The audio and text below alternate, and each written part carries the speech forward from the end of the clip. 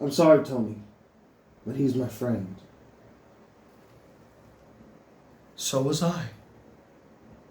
Hey guys, the Black Critic Guy back with the final installment of my Captain America movie countdown to Captain America Brave New World, which comes out tomorrow. I finally get to see it. And yes, I still didn't come up with a better name, but I mean, it's the last installment of the series, all right? I don't need to come up with a spiffy name. By the way, can I also get a round of applause, or can I get F in the chat for actually finishing a series countdown that I started? I didn't finish the Christmas movie countdown, but I damn sure finished the Captain America one, although 3 versus 25, I mean, a lot easier, right? Way, way, way easier to watch 3 movies in a row than to watch 25 movies and then do 25 videos. But banter aside, today I'll be sharing my thoughts on the last Captain America movie that we got in theaters, and that's the 2016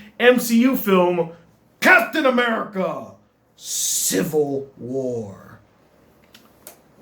I haven't seen my old review of Captain America Civil War, so I don't know if my opinions about it have changed over the years, but I must say, the one thing that comes to mind when I think about this movie is beautiful mess.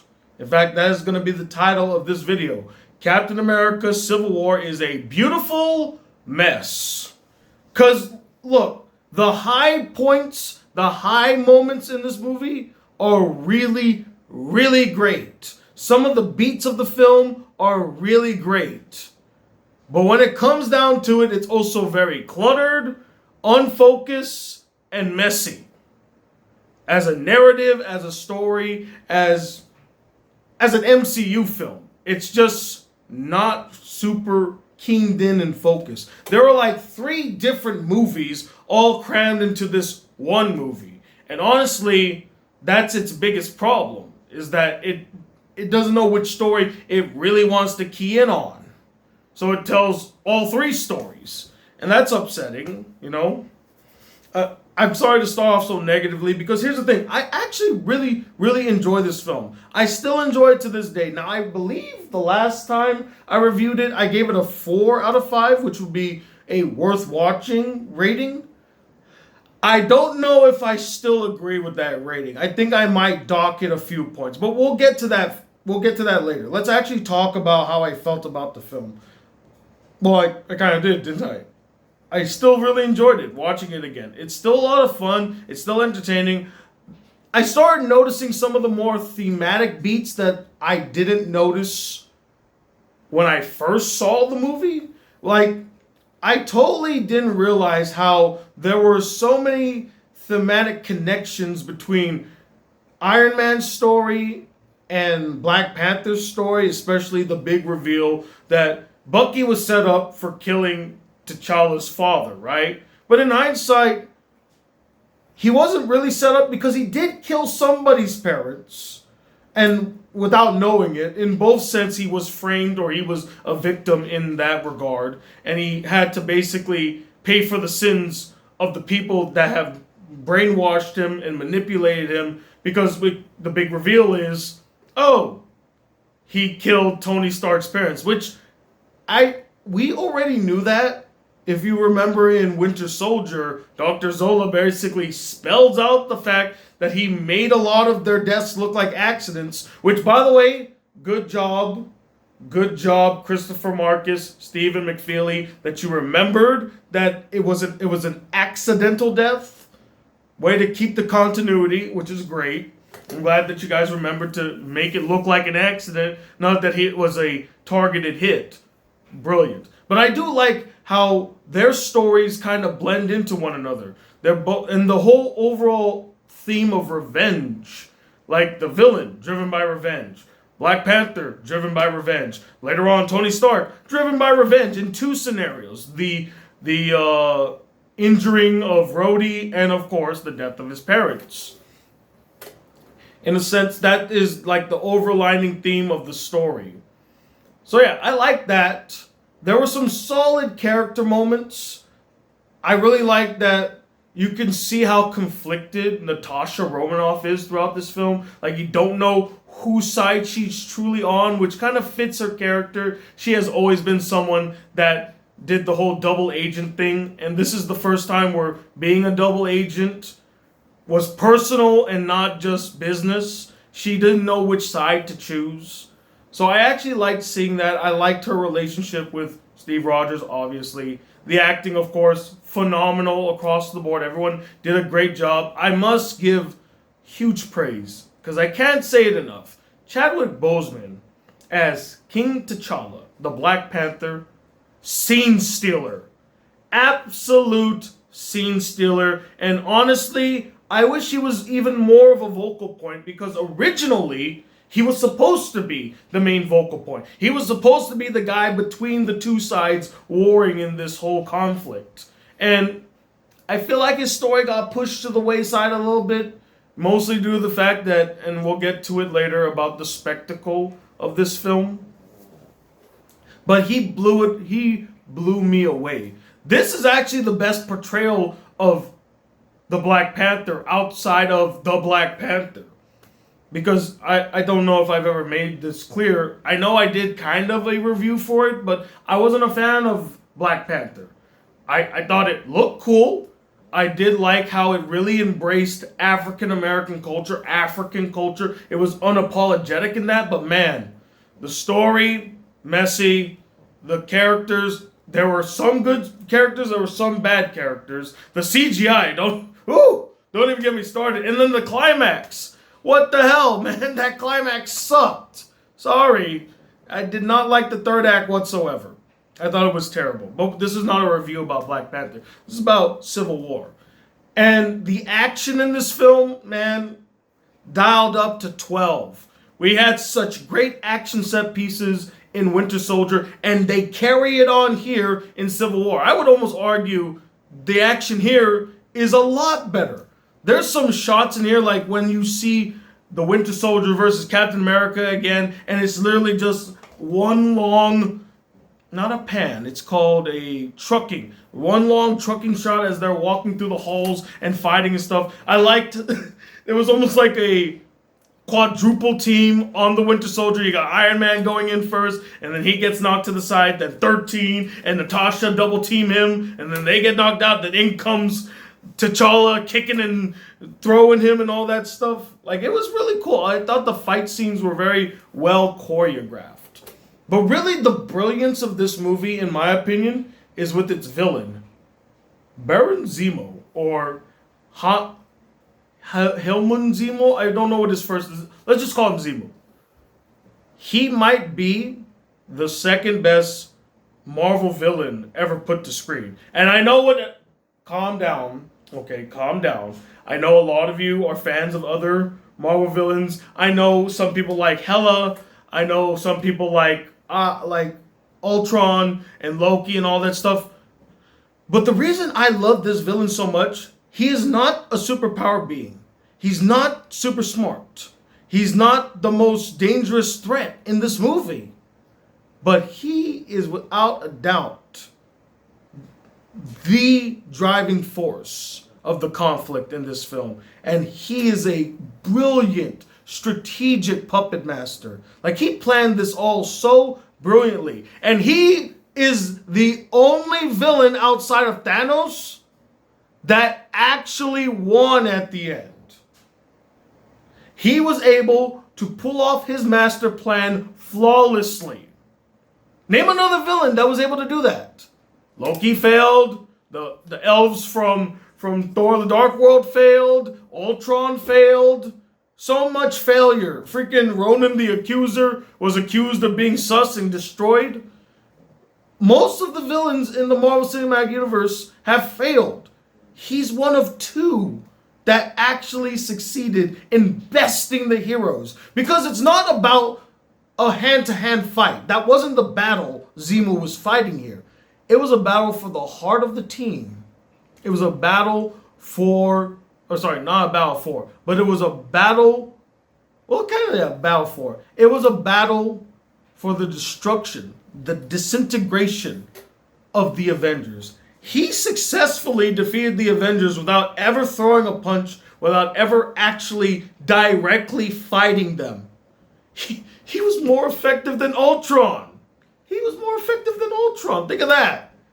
Because again, his whole goal was to basically break the team apart. And what happens at the end of the film? Some are in jail, some are on the run, and others are licking their wounds. Some are crippled now. He was a brilliant master manipulator. A brilliant master manipulator. So yeah, much props to Zemo. This average Sokovian military brilliant mind that was able to bring down Earth's mightiest defenders. Like, that's crazy. Or no, it's not Earth's mightiest defenders. Wow, I fucked that up. Earth's mightiest heroes. He was able to dismantle them single-handedly, basically. Like, yeah, again, huge props to Zemo. And I don't give enough love to Daniel Brühl. I have loved him since Inglourious Bastards. I still think he's a phenomenal actor. I just wish he had more opportunities to show the world of his brilliance, because I don't feel like he gets enough roles these days. Yes, I know he got the Zemo role, which was a very defining role for him. I know he had the Quentin Tarantino role. He was in that one shitty movie about the Fourth Estate, and he was in a movie with Emma Watson, I think. But other than that, he hasn't been in a lot of movies, and I'm sad because he's such a great actor. He deserves more roles. So what else did I like about the film? I mentioned the action. Of course, the most iconic moment in this film is the airport battle scene. Yeah, it's still pretty fun to watch. It's still pretty epic. However, stake-wise, once you really take the stakes out of everything, that's where it starts to lose its way. And look, do I hate the addition of Spider-Man? No, I was glad to see him.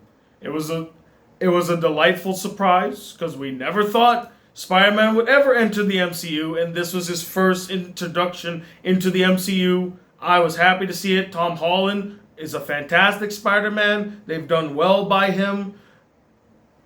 I don't think he had to be in this movie, man. I felt like he was so shoehorned in because it's called Civil War. We kind of have to have Spider-Man in here somehow. And, like, how the fuck does Tony know that was Spider-Man? Like, I thought the whole thing about Spider-Man is that he's uberly protective about his secret identity. He just happened to watch a bunch of cameras and just figured out it was him. Huh? How'd that happen? I feel like I'm talking about the issues with the film now. I guess I could jump into the issues now. Oh, before I do that, I did think that they handled the funeral of Peggy Carter quite brilliantly, and way to weave in some dialogue from the original Civil War. I saw what you did there, even though it was Captain America that said that line and not Sharon Carter, but I'll let it pass. And I did too. I like the conflict between the heroes when it came to the Sokovia Accords. Although, if I'm to be completely honest, guys, I still to this day do not agree with the Iron Man side. I don't think it makes any sense. Why would you give the world's government control of your organization? You literally just saw that fucking Hydra hijacked S.H.I.E.L.D. under their noses this whole time. You don't think that the UN, of all people, can be compromised? Are you fucking serious? Really? Fucking, even Ross, General Ross is compromised. He has a vendetta against heroes because of the Hulk. Why would anybody trust this man not to have an agenda? Please. This is fucking General Ross here. The man that always was hunting down Bruce Banner, a.k.a. the Hulk. Because of his fuck up. Like, come on, give me a fucking break, man. That's why, when I saw him in Brave New World, I'm like, I don't trust this guy for a second. And I knew they were going to introduce the Red Hulk. It was bound to happen. So, yeah, why would you ever trust Ross? Ever. Why would you ever trust that guy not to have some type of agenda against the heroes? So yeah, I never agreed with the Tony Stark angle. Look, I understand that they need to keep themselves in check, but I think they can do that internally. They can do that internally. They don't need an outside agency to be like, naughty, naughty, you Avengers. You cannot do that. You know what? You're on timeout, Captain America. You can't do missions for 5 months. You really think he's going to listen to that? Who's the enforcer there? Who's going to enforce that law, huh? Give me a break. Yeah, I never really agreed with the whole summation of, oh, we got to... See, it made more sense in the comics. And look, I must explain my biases here. I love the original Civil War comic. I'm a huge fan of it. And what happened in that comic is more understanding as to why they had to be put in control than what happened here. Because here in this movie, look, are there casualties in warfare and in combat? Yes. What happened in the comic was that you got a bunch of D-list heroes fucking around trying to capture villains. They capture one, and he decides, just for the fuck of it, to explode in front of an elementary school. Which could have been avoided. It could have been avoided. That's the problem there, right? That's the mistranslation from comic to movie. The whole thing with the bomb, with Crossbones having a bomb within him, one, they didn't know he had it. Two, they did their best to get it out of the way, but she couldn't control her powers enough to hold it all the way up. It ended up exploding. It's just a casualty of the conflict. It wasn't due to negligence. It wasn't due to stupidity. They did the best that they could, but it couldn't be helped. There was going to be casualties. In the comics, that was 100% preventable. 100%. Because those heroes didn't have to go fucking around trying to capture villains that they have no idea what they're capable of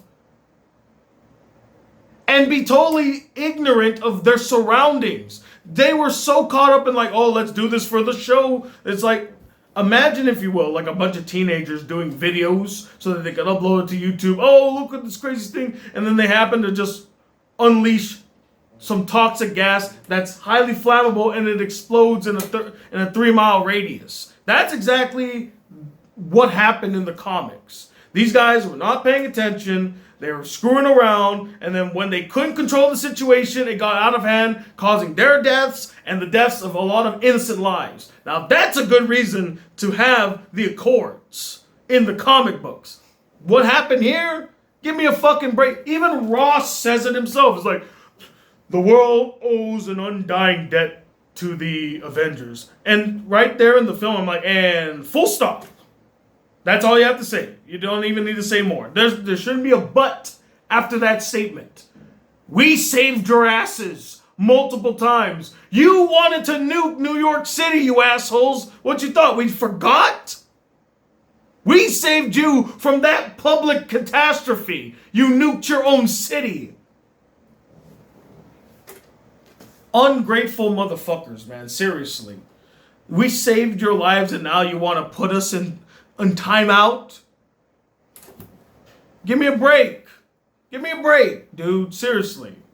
Enough of that. I fucking hate the Accords. Never agreed with it in the movies. I get it in the comics. The movies, not so much. I don't think it holds enough water. Not to mention, I feel like a lot of the people who support the Accords, I think their reasoning's very shaky. Very shaky. The movie should have been more about their discussion about the Accords. You know what? Since we're on it, let's talk about some of the issues I have. But let me get to my biggest issue with the film. This film is many things. It's a lot of things. Here, let me list it out. It's actually a indirect sequel to Avengers Age of Ultron. It is the setup film for Black Panther. It's the setup film for Spider-Man. It's a kind of spiritual sequel to Ant-Man. But the most important thing that it is that it was actually an audition tape. Yeah, I bet you didn't know that. It is an audition tape from the Russo brothers to say, hey, Marvel, we can handle all these superheroes and basically put them all into one movie. Give us the gig for the Avengers because of the whole Joss Whedon debacle and the fact that he didn't want to do it. And then Age of Ultron was kind of underwhelming. So they were like, okay, we need a new creative team to helm the Avengers franchise. We love you, Joss Whedon, for the first one. We appreciate what you did for the second one, but I think it's time for some fresh blood. We need someone to revamp the Avengers, just like, they revamped Captain America. Who better to revamp the Avengers than the team that revamped Captain America? So yeah, this was kind of like a demo reel to show Marvel Studios that the Russo brothers can helm such a big franchise like the Avengers and that they can juggle so many different major heroes, comic book characters, superheroes into one movie. And look, I think that they pulled it off flawlessly, and it was a great demo reel. It was a great proof of concept that they can handle a large-scale storytelling with multiple superheroes all at the same time. But you know what this film is not? It is not a direct sequel to Captain America: The Winter Soldier. It's not. In fact, I don't even think it's a sequel to Captain America at all. Yeah, it's called Captain America Civil War, and yes, he is the main character, but it really is just the Avengers 2.5. It really is. It doesn't feel like a solo Captain America adventure. It would have been great if this was like he's trying to find the Winter Soldier and he's dealing with Zemo as well. Or even an inclusion to Black Panther would have been fine to include him in the film. But the moment that they drew in Tony Stark, these Accords and all that stuff, it stopped being an honest-to-God Captain America sequel and it just became a mini Avengers film. Don't deny it. It really is, because almost undoubtedly, I feel like Tony Stark gets as much screen time and development as Captain Steve Rogers does in the film. How is it that he must share top billing with another hero? That's only for the Avengers. And even in the Avengers, Tony Stark gets first billing because he's the top hero. Everybody loves him. So yeah, that always disappointed me when I watched it. I'm like, this feels like an Avengers film. It feels like a prequel to Black Panther. It feels like a prequel to Spider-Man. It feels like the setup for Avengers Infinity War. But what it doesn't feel like is a third installment to the Captain America series. Which means, honestly, out of all of the films that got trilogies, it's the only one that didn't get its own defining trilogy, its own defining finals film. Iron Man got all three of its films. All of them were focused on Iron Man. The Guardians of the Galaxy all got 3 films focusing solely on the Guardians of the Galaxy. Thor, same thing. Avengers, same thing. But you mean to tell me the Star-Spangled Man with a Plan, when it came to his third and final film, he wasn't even the main central focus? That sucks. As a Captain America fan, that's a bummer to me. The other big problem about this film, and look, we all love it. It looks great. It looks amazing. But this film is the pure definition of spectacle over substance. Does it have substantive parts? Absolutely. The Zemo storyline's good. Tony Stark's storyline is good. Some bits of Captain America, yeah. But it's not enough to counteract the overall spectacle of Captain America Civil War. It felt like it focused so heavily on the spectacle and less on the character building, less on a dynamic story. And again, it feels like so many different stories all at the same time. And it was juggling way too much. It's not focused as a story. If this was a story about how the Winter Soldier was set up and we have to go find him and find out the truth behind who set him up and stop that guy, that would have been good enough. That there could have been the Captain America third film. But no, we gotta throw in let's throw in some Avengers in there. Let's throw in the Sokovia Acts. Let's throw in Spider-Man and some diplomacy dealing with Black Panther in there. So much. What if instead of Zemu, what if those 5 Winter Soldiers were let loose on the world and they had to go and stop them? And you could go back to that spy espionage thing. There was an interesting story within this story that they did not execute. In fact, they did a whole subverting expectations where they thought Zemu was going to unleash these guys into the world, only to find out, no, he was trying to prevent them from coming out into the world. Which, again, great twist, ingenious, but damn it, that right there could have been the film. That right there could have been the film for Captain America, the third film. It could have been, they called it Serpent Society, which actually would have been brilliant. Like, it could even be Serpent Agents or Sleeper Agents kind of thing or something like that. And the enemy within, Captain America, the enemy within, right? That would have been great. Kind of like what they're doing with Brave New World, where I guess someone tried to make an attempt on the president's life with a sleeper agent. What if this was... Sorry, I'm all over the place right now, but I just came to this realization. What if this 4th Captain America movie was meant to be that 3rd Captain America movie? Because they do a lot of the things that this movie was also doing with the whole sleeper agents and a threat to the government kind of thing. Maybe this should have been the 3rd Captain America movie to give him a nice send-off for his trilogy. Everyone else got a nice send-off for their trilogies. Why couldn't he get one? He had to share his final installment with Iron Man, with Hawkeye, with Ant-Man, with Vision, with Wanda, with the Black Widow, with the Black Panther, with Spider-Man. It wasn't his own story anymore. It's a shame. It's a shame. And I'm even more upset about it now that I think about it, because he was denied a final conclusion to his trilogy. What else? I feel like some of the additions here, man, it felt really forced. What the fuck is Ant-Man doing here? Like, seriously? Why would he do this? Why?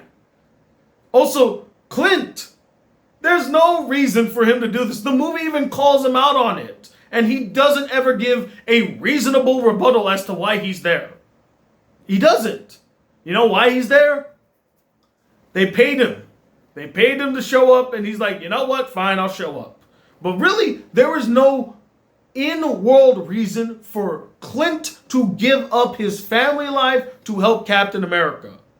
None. None whatsoever.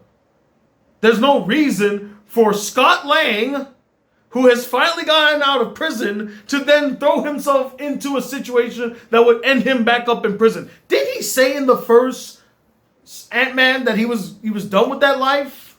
Then he goes back to that life? Like, come on. It made no sense why he was on this mission. Like, having the Winter Soldier, having the Falcon, and Captain America, that was good enough. They all had reasons to be there. Wanda being there, not so much. Vision being there, not so much. Like, they were just kind of shoehorned in. Because we need this big team-up movie, you know, great spectacle of them fighting at the airport, which looked great. I'm not going to deny it didn't look great. But it also made no goddamn sense. The only reason it's there is because we got to finally see some cool throwdowns, some interesting clashes that we may never see again, like Spider-Man versus Captain America. We're probably never going to see that again. And it was nice to see them fighting each other, and how Captain America really outwitted this youngster and basically put him in his place. You know, a fight between Spider-Man, Spider-Man, Falcon, and the Winter Soldier. That was fun. It was hilarious. It was a great fight scene. Seeing Gigantic Man, or not Giant Man. Is it Giant Man? I forgot what Ant-Man's giant form is called. Whatever. When he turned big and he got to throw Rhodey and toss him around, that was great. I liked it. I will say that they really, really nerfed both Scarlet Witch and Vision. Like, it felt like they weren't really trying. I mean, even what's her face mentioned it. Scarlet Witch is like, you're pulling your punches, Clint. I'm like, you're one to talk. You're pulling your psychic attacks. If you truly wanted to, you could end this fight for everybody. You are the most powerful person here. Even more so than Vision. Hell, didn't you just cripple Vision to get to this fight? You are OP. Why aren't you using your powers more? They nerfed you. Ah, man. That's upsetting. I don't think I have anything more to say about the film. I enjoy it for what it is, but I do recognize a lot of its flaws now. I do feel like it is definitely more of a spectacle than an honest-to-God great story, great send-off for Captain America's trilogy. I mean, they hijacked it from him. It's honestly what they did, and it's upsetting as a Captain America fan that he never really got his final film.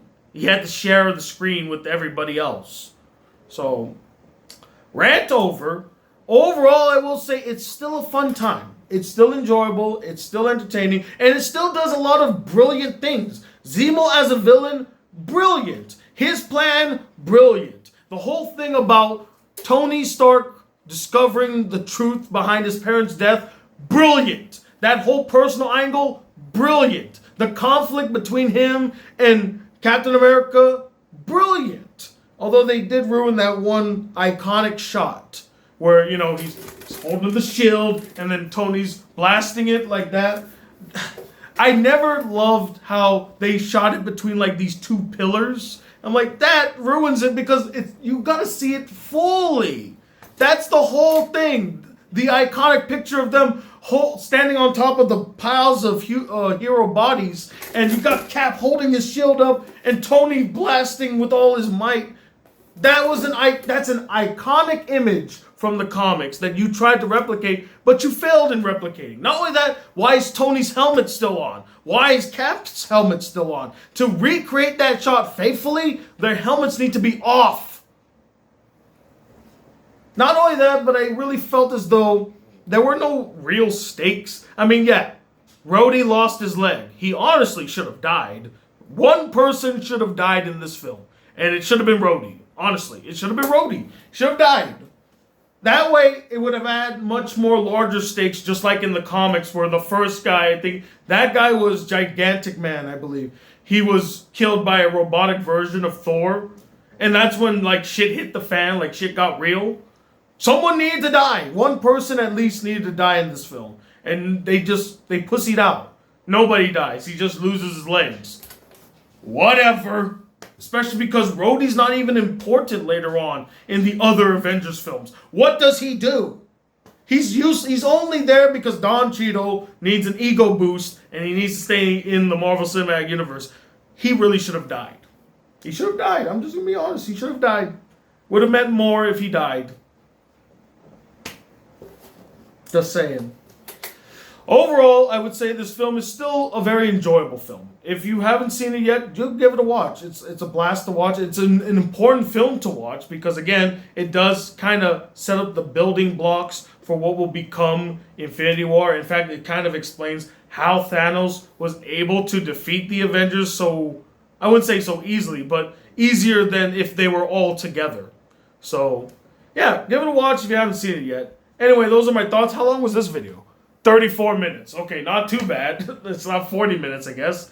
But sorry I was rambling for most of it. I just had a lot to say about it. But I do appreciate you guys watching this countdown to Captain America Brave New World. I will be watching it tomorrow. I hope to get my review out by tomorrow, but I can't make any promises because it is Valentine's Day the next day. I have plans. I have things I gotta do. I got things I gotta do, guys. But I will do my best to get it out either on Thursday night or Friday morning. Either one. You will get Captain America Brave New World review. That will be coming. But until then, guys, If you'd like to see more reviews on this channel, be a part of the Black Critic crew, please hit that subscribe button below. Like if you really enjoyed it. I'm 21 the ultimate Captain America fan, ready for Brave New World as the Black Critic Guy. Till then, peace, YouTube.